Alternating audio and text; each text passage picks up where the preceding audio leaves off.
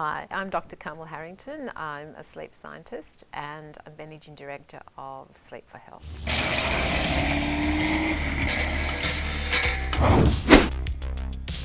Firstly, I would love to know how you became a sleep expert.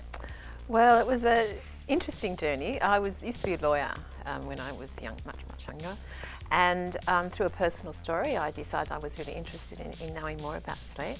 And I went off to Sydney University and thought I'd be there for a couple of years exploring, and 20 years later I'm still there, and I think I'll be there for another 20 years. It's just absolutely fascinating. What they're finding out about sleep is just absolutely amazing. So what are the main reasons people are having trouble sleeping? Look, there's a variety of reasons. Many of us just don't give ourselves enough time in bed. So because we can extend our day hours now, because we've got electric light, we've got the computer, we've got the phone, everything's 24/7. So we have to have discipline. So many of us actually don't allow ourselves enough time in bed to get the sleep we need. So what are the different stages of sleep? So sleep is not a unitary state. In fact, we've got 3 neurobehavioural states. One is wakefulness, and we're very aware of that. Now, when we talk about neurobehavioural states, we talk about what's happening in the brain and what's happening in our behavioural characteristics, obviously. So wakefulness is very clear. I'm here, I'm awake. You're not going to doubt that I'm awake. When I go to sleep, I can fake being asleep. So if I want to pretend being asleep, I could fox you. You would think, oh well, she's asleep because I lay down there quietly, I don't respond to external stimuli. However, if you're in my lab in a sleep study, you couldn't fox because I would have electrodes on your head and I would know exactly what was going on in your brain. We have very distinctive brain activity in the different stages of sleep, and we have behavioural characteristics. So we have 2 different neurobehavioural sleep states, which is non-rapid eye movement sleep, which is non-REM, and rapid eye movement sleep, which is REM sleep. Now, REM sleep is when we have our rapid eye movements, as the name suggests, and this is when we dream. So we have parts of our brain are more active in rapid eye movement sleep than they are when we're awake.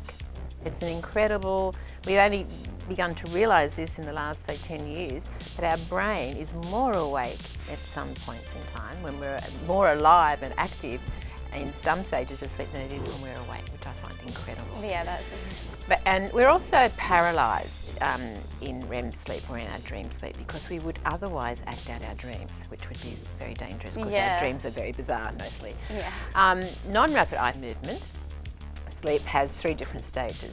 REM sleep is not differentiated, it's just one holistic state.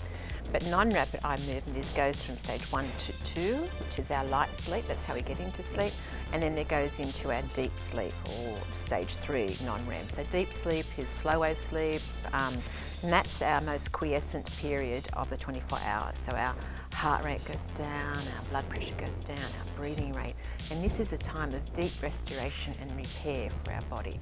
So if we don't get enough slow wave sleep, we're likely to suffer from metabolic ill health, type 2 diabetes, obesity, things like that.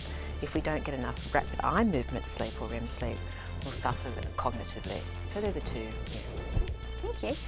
And are naps good for you? Naps are great. Yeah. I use them to my advantage, but it's really important to remember a nap should only be about 20 minutes. So the way you use the nap is you wait for your afternoon dip in alertness, which most of us are aware that we have, and we set an alarm clock for 20 minutes only, because we only want to stay in light sleep. If we go asleep for any longer, we will dip into slow wave sleep or our deep sleep, and when we arouse from that, we're very disoriented. And we have what we call sleep inertia, and it can take us hours to get out of sleep inertia. So only for 20 minutes, you get up when the alarm clock rings or your iPhone goes off. And people say to me, oh look, I didn't fall asleep within the 20 minutes. But if you don't fall asleep within 20 minutes, you're not tired enough. So get up anyway. Yeah. So do technologies like smartphones and wearables have the power to alter the way we sleep? Yes, and not in a good way. Oh, no. So wearables are good. Now, to start off with, the wearable is a good thing because it actually gives you a level of fitness. You get your 10,000 steps in that we all know. Exercise is really important. It reminds us at the end of the day, oops, we haven't done our steps, let's start doing them. So it gives us a sense of how we're tracking with our well-being, which is good. However, I've had many cases of people being made anxious about their wearable technology because they're not getting enough deep sleep, or they're not getting enough rapid eye movement sleep, or they're not getting enough of this, and they don't want to move because it's going to upset their recording, and they're seeing this as some sort of competition, you know.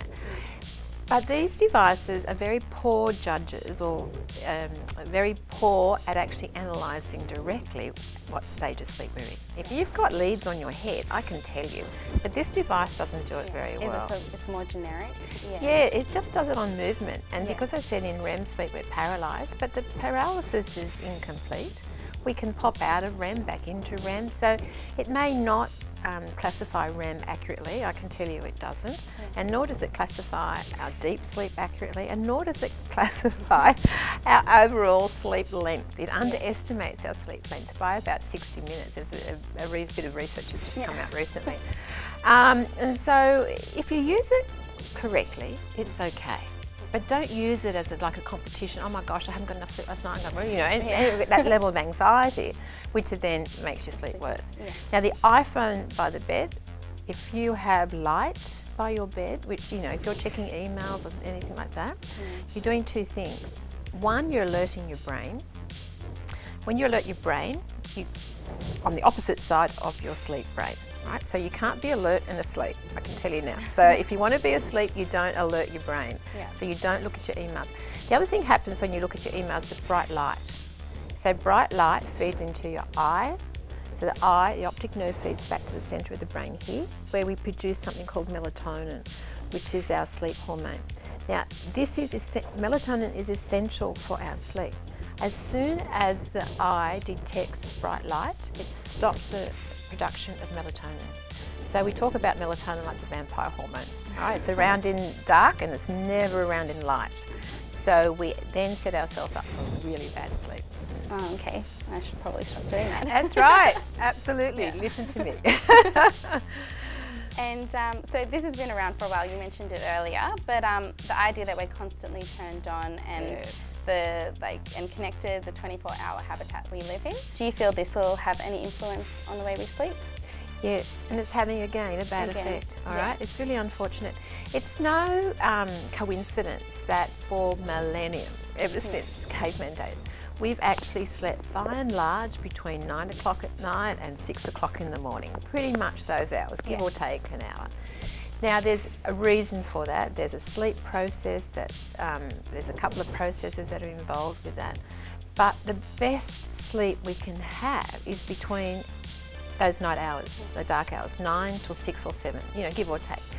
So anywhere you can get your 7 to 9 hours in that time is really, really important for you, for your good health, because there's a whole lot of physiological systems that rely upon that. Now when people get up at 4 o'clock in the morning to go to the gym and then say they're only getting 6 hours sleep, that actually doesn't recognise that there's 3 pillars of health. There's exercise, there's nutrition, and there's sleep. And we need, as an animal, a biological being, we need between 7 to 9 hours sleep. And if we don't get that, other things will fall down.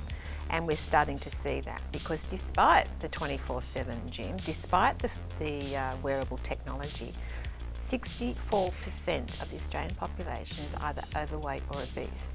But at the same time, the majority of people in Australia are not, adults in Australia are not getting the sleep they require. And we know that good sleep, the right amount of sleep, is intimately linked with our weight. So I think the message needs to get out there pretty quickly.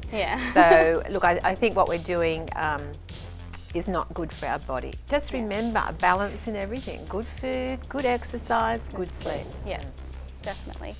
And just to wrap up, do you think our sleep patterns will change in the future?